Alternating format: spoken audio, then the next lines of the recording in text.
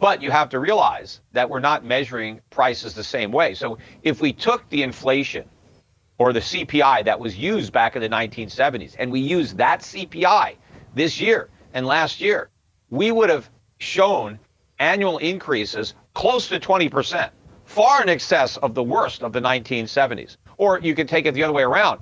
If you used our CPI, the one that we have today, and you went back into the 1970s and you recalculated the inflation using the CPI we have today, they wouldn't have had double-digit inflation back then. The highest it would have got maybe was 7%, which is lower than where we are now. So we've already have higher inflation than we had back then. But it's going to get much, much higher than it is now.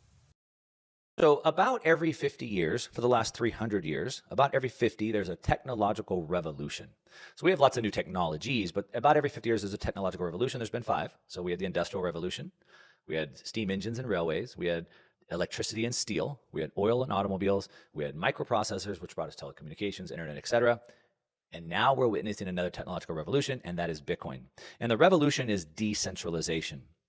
Now, what's interesting about technological revolutions is they change the course of humanity. Obviously, electricity did, automobiles did, telephones and internet did. They changed the course of humanity, but they also drive financial markets. What's driven the markets for the last 50 years? Telecom, internet. What drove before that? Ford, GMG. What before that? Oil, steel, right?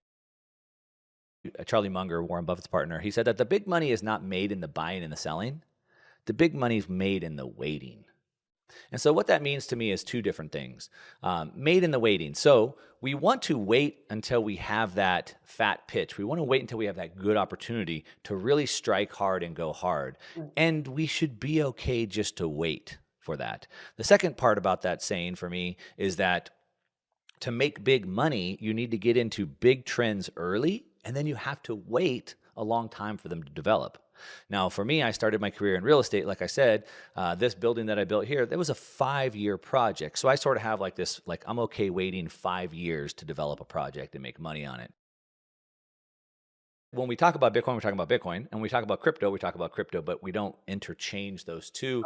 One of my favorite analysts, Lynn Alden, said, to confuse Bitcoin and crypto means you understand neither.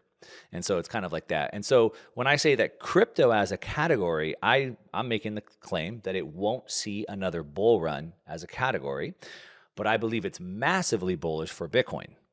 Okay. So I believe Bitcoin will go on to another bull run, and even a bigger bull run than it might have gone on before once we get rid of the crypto piece. Now, Jack Mallers said that crypto is an arbitrage on the trend.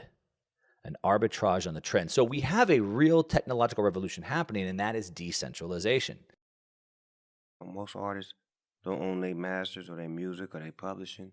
So to find another option to be able to, be able to put music out and then have rights to it and own it and then have the engagement with the fans where they can actually own it too and you guys can, monetize together. That's a beautiful situation. That was one of the most appealing things about it with me when I brought Death Row as the first major label to the space was I could put artists on and put a record out and we was watching the shit selling and we was watching it make money. Then 30 days later, they had money in their wallet. And some of these artists had made records 20, 30 years ago that didn't know what to do with the records, but I put the records back up and they generated money because people wanted to hear who lives in the metaverse. So you could put that out. Snoop Dogg said that. So if you ain't on Gala, you better hurry up and get in.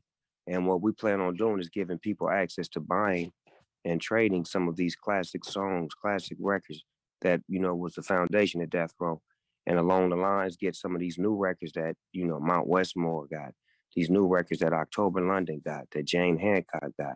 So we just trying to flood the game with great music and not have no parameters because in the traditional world, you can only drop on Tuesdays or Fridays. You can't do this, you can't do that, you can't do this. Over here, we may want to drop a record on Sunday night.